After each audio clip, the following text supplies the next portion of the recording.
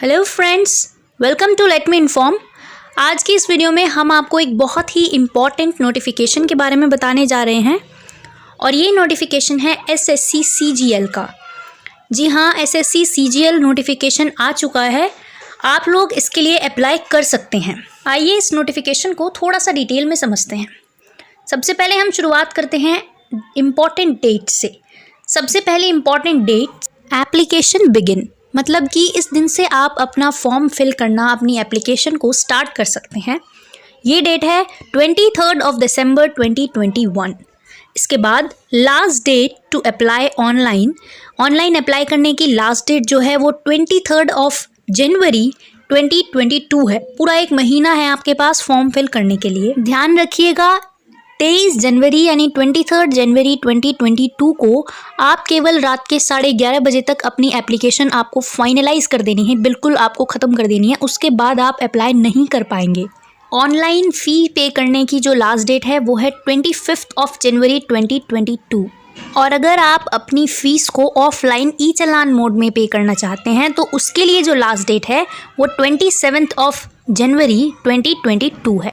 इसके बाद जो करेक्शन डेट है, बाय चांस अगर आपके फॉर्म में कुछ गलत हो गया है और आप उसको सही कराना चाहते हैं तो उसके लिए जो डेट है वो 28 जनवरी 2022 से लेकर 1 फेब 2022 तक है। 5 दिन है आपके पास, आप इनमें करेक्ट करा सकते हैं। इसके बाद एग्ज़ाम डेट जो है वो अप्रैल 2022 में आपका एग्ज़ाम सीजीएल का होगा और एग्ज़ाम से पहले आपको एडमिट कार्ड्स अवेलेबल करा दिए जाएंगे। इसकी कोई पर्टिकुलर डेट अभी नहीं आई है। इसके बाद हम देखते हैं एप्लीकेशन फ़ीस की तरफ। सबसे पहले जनरल, ओबीसी और ईडब्ल्यूएस जो कैंडिडेट्स हैं उनको इसके लिए 100 रुपीज़ फ़ी पे करनी है। इसके बाद एससी, एसटी या फिज़िकली हैंडीकैप्ड जो कैंडिडेट्स हैं उनको कोई फ़ीस इसके लिए पे नहीं करनी है, निल फ़ीस है, ज़ीरो फ़ीस है। ऑल कैटेगरी फीमेल कैंडिडेट्स जो हैं वो चाहे किसी भी कैटेगरी से हों, उन्हें भी कोई फ़ीस पे नहीं करनी है।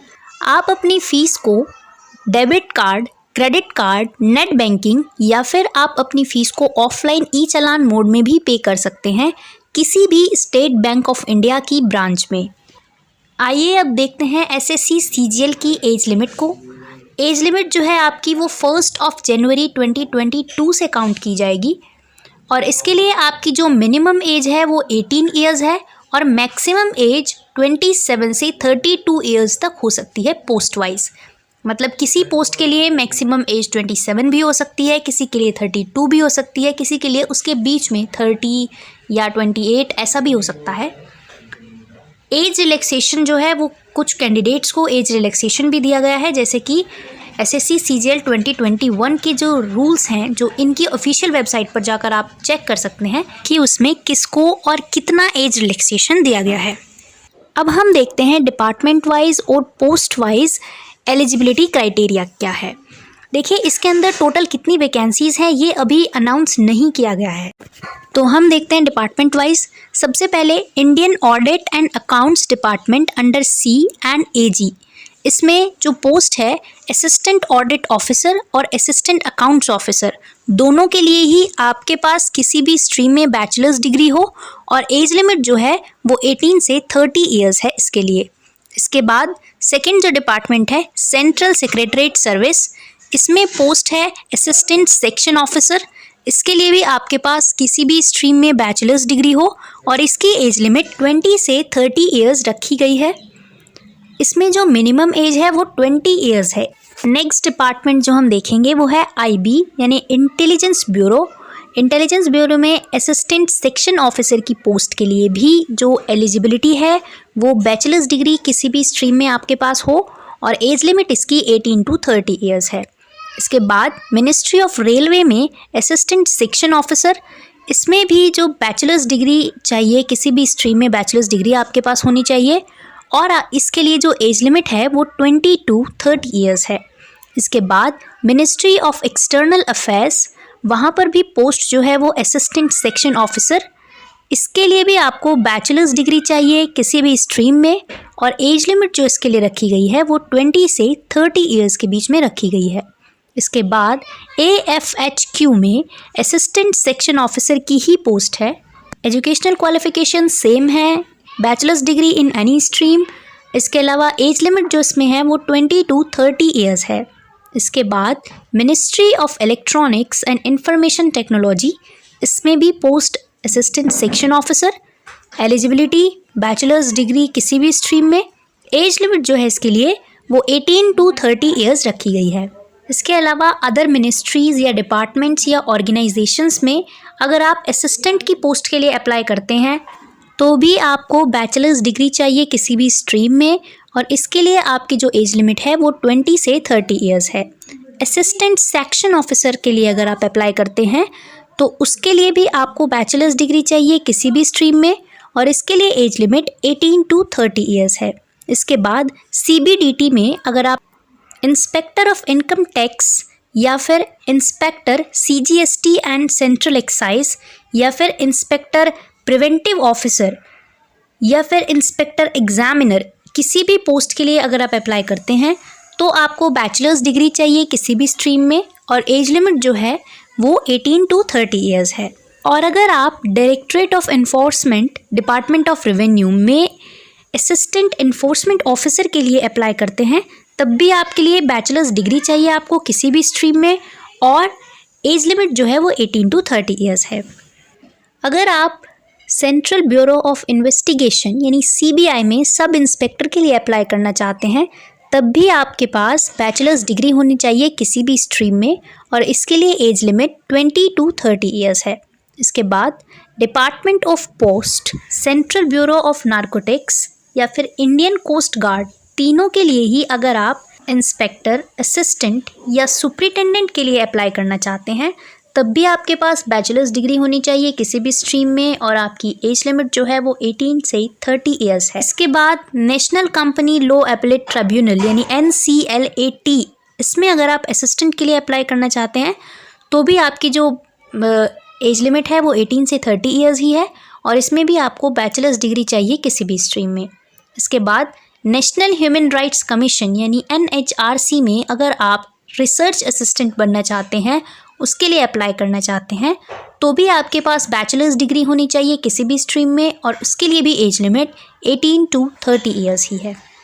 इसके अलावा अगर आप officers under C and AG में डिविजनल अकाउंटेंट की पोस्ट के लिए अप्लाई करना चाहते हैं तो आपके पास बैचलर्स डिग्री होनी चाहिए किसी भी स्ट्रीम में, और एज लिमिट जो है इसके लिए वो 18 to 30 ईयर्स है।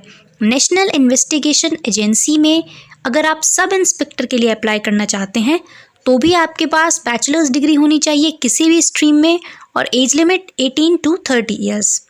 इसके अलावा modus operandi statistics and programme implementation के लिए अगर आप जूनियर स्टैटिस्टिकल ऑफिसर JSO की पोस्ट के लिए अप्लाई करना चाहते हैं तब आपके पास बैचलर्स डिग्री होनी चाहिए किसी भी स्ट्रीम में, लेकिन क्लास 12th में आपके पास मैथ्स हो और जिसमें आपके एटलीस्ट 60% मार्क्स आए हों तब आप इसके लिए अप्लाई कर सकते हैं, या आप इसके लिए अप्लाई कर सकते हैं तब अगर आपके पास बैचलर्स डिग्री हो और बैचलर्स में आपके पास जो है स्टैटिस्टिक्स सब्जेक्ट हो, तब आप इसके लिए अप्लाई कर सकते हैं। एज लिमिट इसके लिए 18 to 32 ईयर्स है। नेक्स्ट डिपार्टमेंट है रजिस्ट्रार जनरल ऑफ इंडिया। इसमें अगर आप स्टैटिस्टिकल इन्वेस्टिगेटर ग्रेड 2 जॉब के लिए अप्लाई करना चाहते हैं तो आपके पास बैचलर्स डिग्री होनी चाहिए किसी भी स्ट्रीम में, लेकिन आपके पास उसमें स्टैटिस्टिक्स एज अ सब्जेक्ट होना चाहिए, प्लस आपकी जो एज लिमिट है वो 18 to 30 ईयर्स है। इसके बाद offices under C and AG में अगर आप ऑडिटर की पोस्ट के लिए अप्लाई करना चाहते हैं तब आपके पास बैचलर्स डिग्री होनी चाहिए किसी भी स्ट्रीम में। एज लिमिट इसके लिए 18 to 27 ईयर्स है।